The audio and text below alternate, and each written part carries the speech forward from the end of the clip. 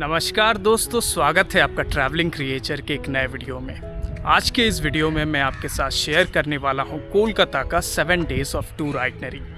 तो अगर आप पहली बार कोलकाता आ रहे हैं और अगर आप जानना चाहते हैं कि 7 दिन में आप किन किन जगहों को घूम सकते हैं तो यह वीडियो आपके लिए बहुत ही यूज़फुल हो सकती है, क्योंकि इस वीडियो में मैंने 7 दिन के डिटेल्ड आइटनरी को आपके साथ शेयर किया है। मैंने कोलकाता के ऊपर इससे पहले भी 1 डे आइटनरी, 2 डे आइटनरी और ऐसे काफ़ी सारे वीडियोस बनाए हैं। उन सभी के लिंक्स को भी मैंने डिस्क्रिप्शन में मेंशन कर दिया है।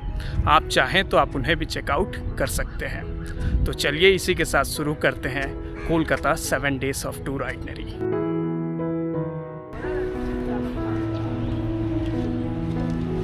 हमारे डे 1 आइटनरी का पहला स्टॉप रहेगा विक्टोरिया मेमोरियल, जहां हम पहुंच जाएंगे सुबह 10 बजे और अगले 2 घंटे हम यहीं बिताने वाले हैं। विक्टोरिया मेमोरियल पहुंचने के लिए आप मैदान मेट्रो स्टेशन आ सकते हैं। वहां से 10 मिनट पैदल चल के आप बड़ी आसानी से यहां पहुंच जाएंगे। आप अगर बस से आना चाहें तो मैं आपको बता दूं कि कोलकाता के कोने कोने से यहाँ के लिए बस बड़ी आसानी से मिल जाती है, तो आप आसानी से बस से भी यहाँ पहुँच सकते हैं। विक्टोरिया मेमोरियल क्वीन विक्टोरिया का एक मेमोरियल है। जब उनका देहांत हो गया था 1901 में, तो लॉर्ड कर्जन ने सजेस्ट किया कि इनके ऊपर एक मेमोरियल बनाया जाए। तो 1906 में इसकी कंस्ट्रक्शन की शुरुआत हुई थी और लगभग 15 साल लगे थे इसे कंप्लीट बनने में, और 1921 में ये बन के ओपन हो गया था। ये एक बहुत ही पॉपुलर टूरिस्ट प्लेस है। आप यहाँ आके आप 2 घंटे आराम से यहाँ घूम सकते हैं, और अगर ज़्यादा धूप ना हो तो आप इसके अगल बगल के मैदान को भी घूम सकते हैं, क्योंकि विक्टोरिया मेमोरियल का मैदान भी काफ़ी बड़ा और काफ़ी पॉपुलर है। आ चुके हैं विक्टोरिया मेमोरियल के बाहर और अब हम चलेंगे अपने दूसरे टूरिस्ट अट्रैक्शन की ओर, जो कि है बगल में ही स्थित सेंट पॉल कैथीड्रल चर्च।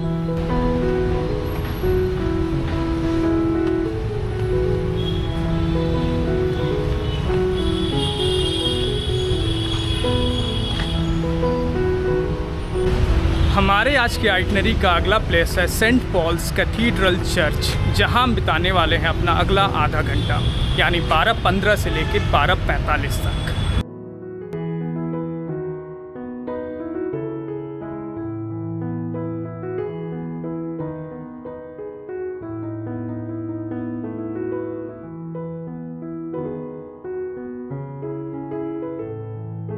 अब हम आ चुके हैं सेंट पॉल कैथीड्रल चर्च के सामने और अब समय हो रहा है 12:45। अब हमारे पास है नेक्स्ट 45 मिनट्स लंच करने के लिए। तो मेरी सजेशन ये रहेगी कि आप यहाँ के स्ट्रीट वेंडर से यहाँ का लंच कर लें, क्योंकि कोलकाता का स्ट्रीट फूड काफ़ी ही फेमस है। लंच करने के बाद हमारा नेक्स्ट स्टॉप है बिरला प्लानिटेरियम। हम यहाँ पे 2 बजे का शो देखेंगे, जो 2 से लेकर 2:40 तक चलेगा।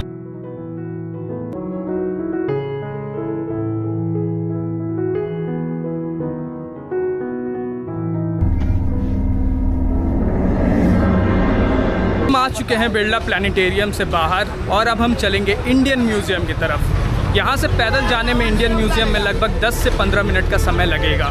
तो चलिए चलते हैं उस तरफ।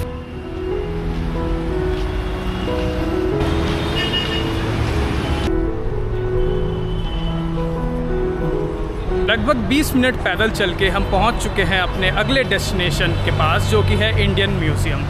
मैं आपको बता देना चाहूँ कि इंडियन म्यूज़ियम सोमवार को बंद रहता है, तो इस बात का ध्यान आप ज़रूर रखें यहाँ आते वक्त। इंडियन म्यूज़ियम सिर्फ भारत का ही नहीं बल्कि पूरे एशिया का सबसे पुराना और सबसे बड़ा म्यूज़ियम है। इसकी इस्टेब्लिशमेंट हुई थी 1814 में, और यहाँ पर अगर आप आते हैं तो आपको तरह तरह के antiques, armours, ornament, fossils, skeletons, mummies, Mughal paintings और बहुत अलग अलग तरीके के आपको हिस्टोरिकल इंपॉर्टेंस की चीज़ यहाँ पे देखने मिलेंगे। अब हम आ चुके हैं इंडियन म्यूज़ियम के बाहर और अब हम चलेंगे पार्क स्ट्रीट की ओर। तो चलिए चलते हैं उस तरफ।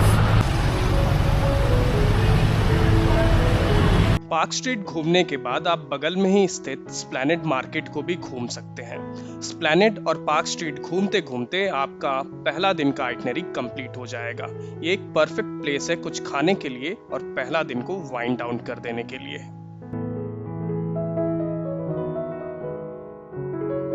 नमस्कार दोस्तों, स्वागत है आपका हमारे कोलकाता टूर के डे 2 में। हावड़ा ब्रिज एक बहुत ही फेमस लैंडमार्क है कोलकाता और हावड़ा का।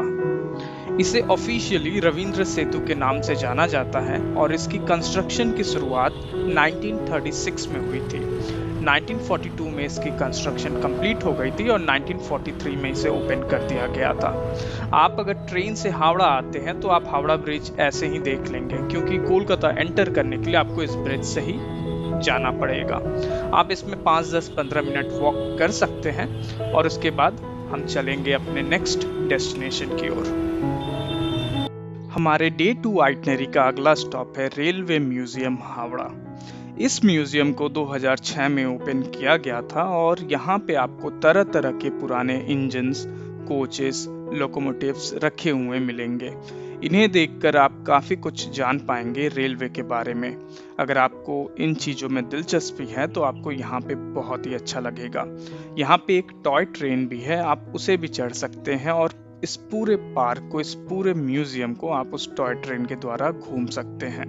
आप इस म्यूजियम में 3 घंटा बिताइएगा। उसके बाद आप इसी म्यूजियम के रेस्टोरेंट में लंच करके रेडी हो जाइएगा हमारे अगले डेस्टिनेशन के लिए।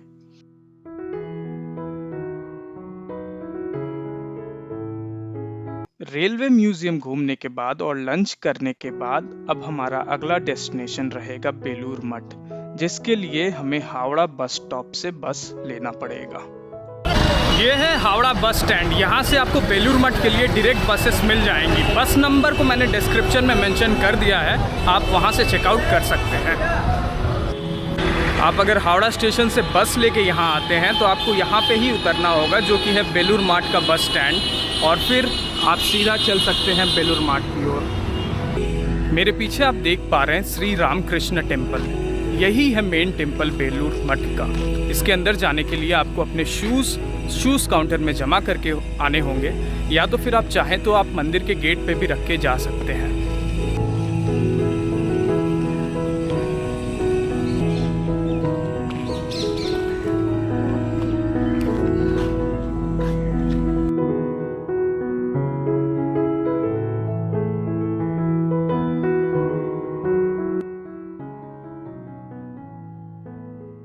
बेलूर मठ के टूर के बाद हम फेरी पकड़ के चलेंगे दक्षिणेश्वर की ओर, जिसके लिए हमें 11 रुपए की एक टिकट लेनी पड़ेगी।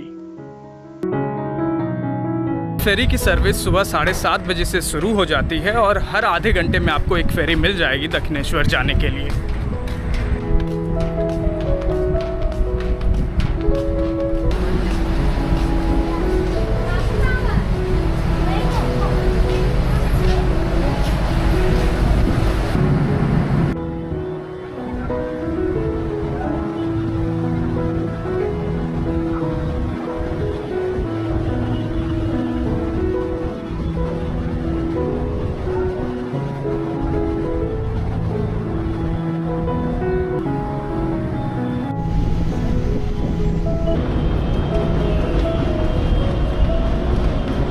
और अब हम उतर चुके हैं फेरी से और अब हम चल रहे हैं दक्षिणेश्वर काली टेम्पल की ओर।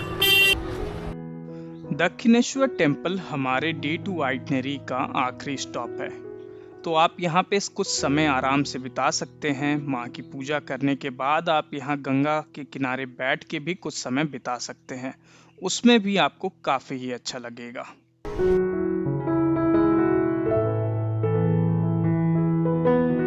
और अब हम आ चुके हैं मंदिर के बाहर।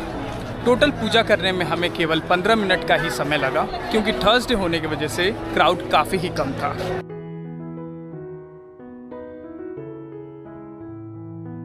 हमारे डे 3 टूर आइटनरी की शुरुआत हम करेंगे एयरक्राफ्ट म्यूजियम से, जो कि कोलकाता के न्यू टाउन में स्थित है। आप सुबह सुबह ब्रेकफास्ट करके यहाँ पे 10:30 बजे तक पहुँच जाएं।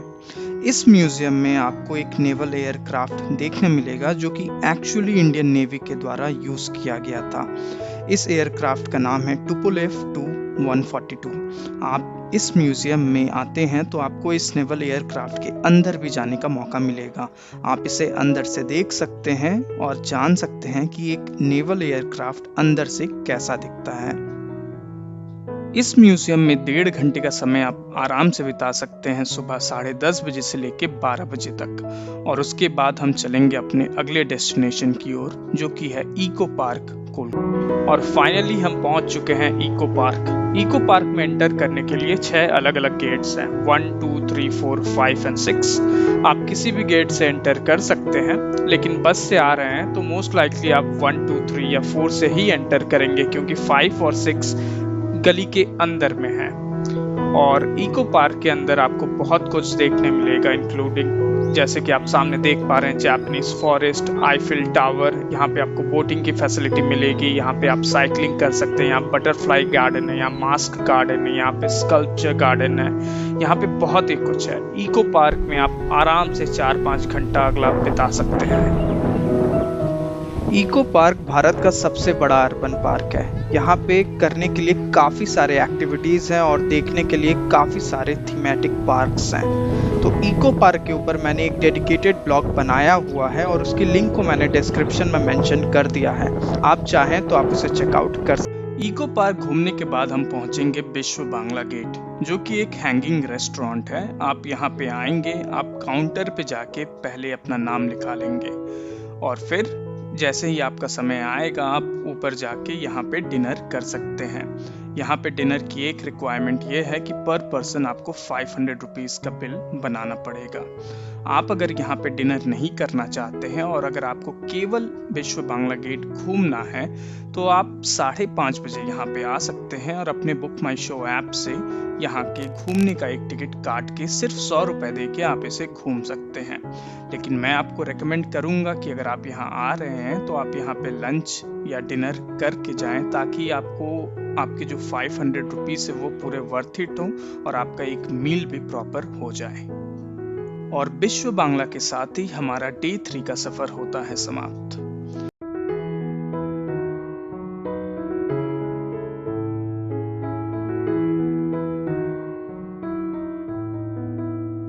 डे 4 की शुरुआत हम करेंगे कोलकाता जू से, जो कि कोलकाता के अलीपुर एरिया में स्थित है। अलीपुर जू आने के लिए आप कोलकाता के सियालदा से, हावड़ा से या फिर धर्मतला से बस लेके यहाँ बड़ी आसानी से आ सकते हैं। यह जू सुबह 9 बजे ही खुल जाता है, तो आप भी कोशिश करिए कि आप सुबह 9 बजे तक यहाँ पे पहुँच जाएं। इस जू में आपको तरह तरह के जानवर देखने मिलेंगे, जिसमें इंक्लूडेड है lion, tiger, giraffe, birds, crocodile, elephants और भी अलग तरीके के जानवर।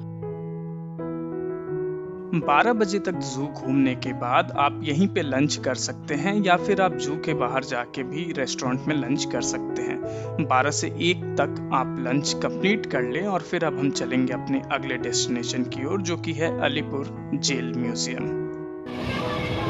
Alipur jail museum. Alipore central jail को 2019 में बंद कर दिया गया था और फिर रिपेयर करने के बाद 2022 में इसे एज अ म्यूजियम रीओपन किया गया।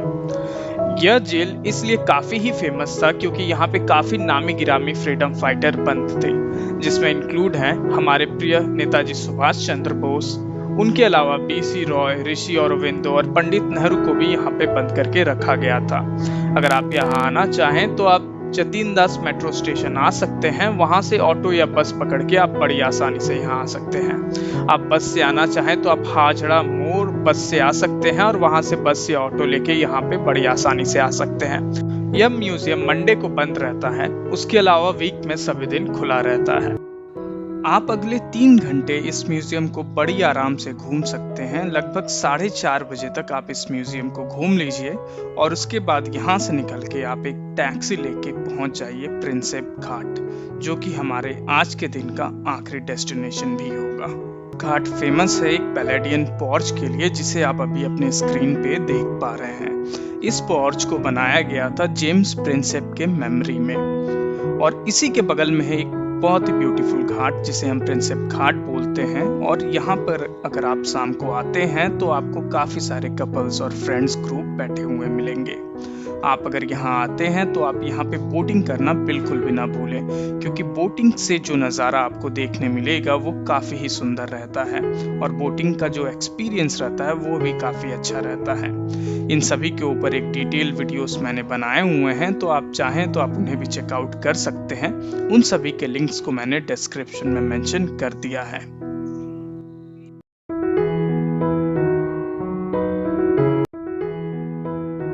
और 5वें दिन हम घूमेंगे कोलकाता के one of the most famous amusement park, जिसका नाम है निको पार्क, और उसी के वाटर पार्क वेटो वाइल्ड को।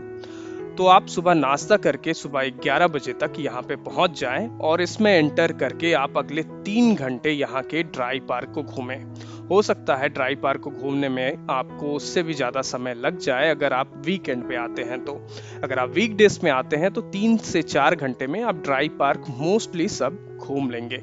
निको पार्क के ड्राई पार्क में बहुत सारे राइड्स हैं, तो हो सकता है कि आप राइड सिर्फ एक बार ही कर पाए अगर आपको वाटर पार्क भी सेम डे ही घूमना है तो। यहाँ के टिकट प्राइस कुछ इस प्रकार है। आपको 1200 का एक पैकेज टिकट लेना पड़ेगा जिसमें ड्राई पार्क और water park fully unlimited included है। और अगर आप यह टिकट एक दिन पहले तक ऑनलाइन काट लेते हैं तो आपको 40 to 50% ऑफ भी मिल जाएगा। तो फिलहाल ये 1200 रुपए की टिकट आपको केवल 720 रुपए की पड़ेगी। मैंने निको पार्क के ऊपर एक डिटेल वीडियो बनाया है, आप उसे चेकआउट कर सकते हैं अगर आपको जानना है कि आपको ये टिकट कैसे बुक करना है और आपको ड्राई पार्क और वाटर पार्क में कौन कौन से राइड्स देखने मिलेंगे। ड्राई पार्क घूमने के बाद आप निको पार्क के ही फूड कोर्ट में जाके लंच कर लें। इस फूड कोर्ट में आपको vegetarian, non vegetarian, thali, continental, north Indian, south Indian हर टाइप का खाना मिल जाएगा। इसके प्राइस भी आप इस चार्ट पे देख पा रहे हैं। इसे खाने के बाद हम चलेंगे वेटो वाइल्ड की तरफ, जो कि है निको पार्क का वाटर पार्क। वाटर पार्क में राइड्स करने के लिए आपको सिंथेटिक ड्रेस कैरी करना पड़ेगा, और अगर आपने कैरी नहीं किया है तो आप वहाँ पे भी रेंट कर सकते हैं।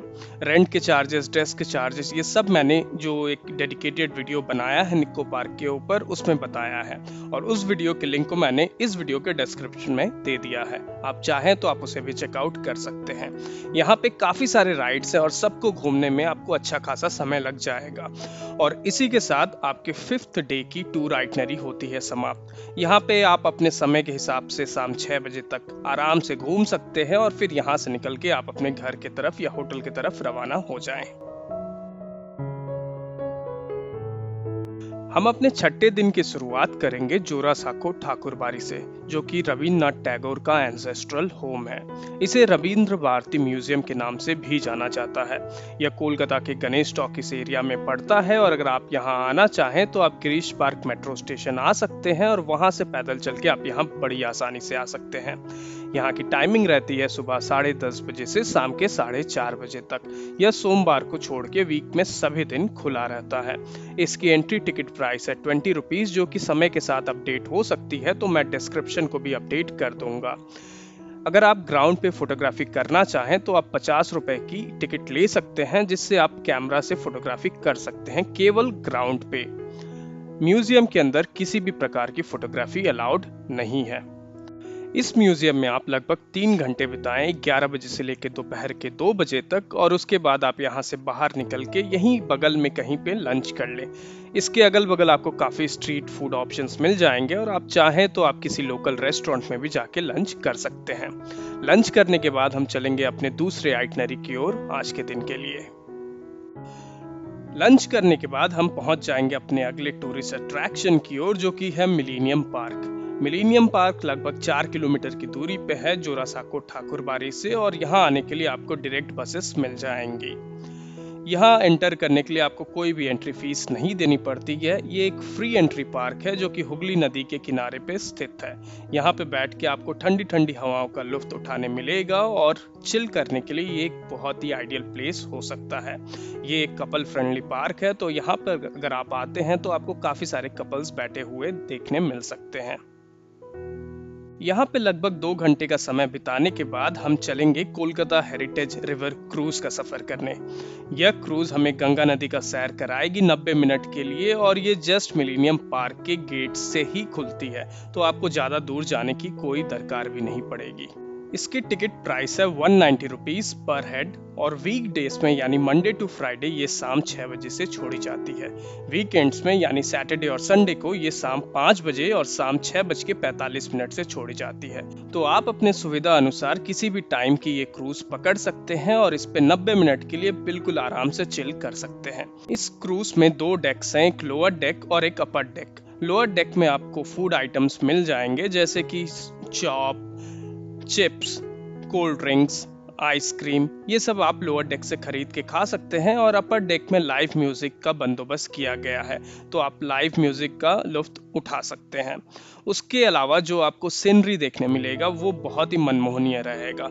अगर आप कोलकाता पहली बार आ रहे हैं और इस तरह से आपको गंगा नदी का सफ़र जो करने मिलता है, जो अगल बगल सीनरी देखने मिलती है, वो बहुत ही सुंदर रहती है। और इसी के साथ आपका डे 6 का आइटनरी होता है समाप्त।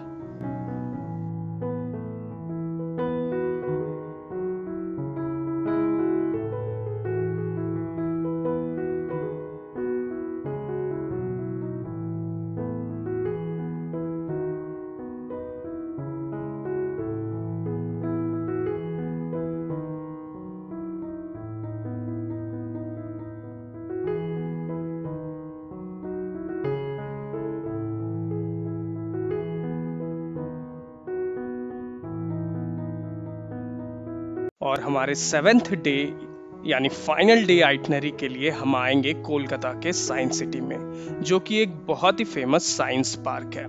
यह कोलकाता के ईस्ट तोपसिया के एरिया में पड़ता है और अगर यहाँ आप आना चाहें तो आपको बिधान नगर से या सियालदा से यहाँ के लिए डायरेक्ट बसेस बड़ी आसानी से मिल जाएंगी।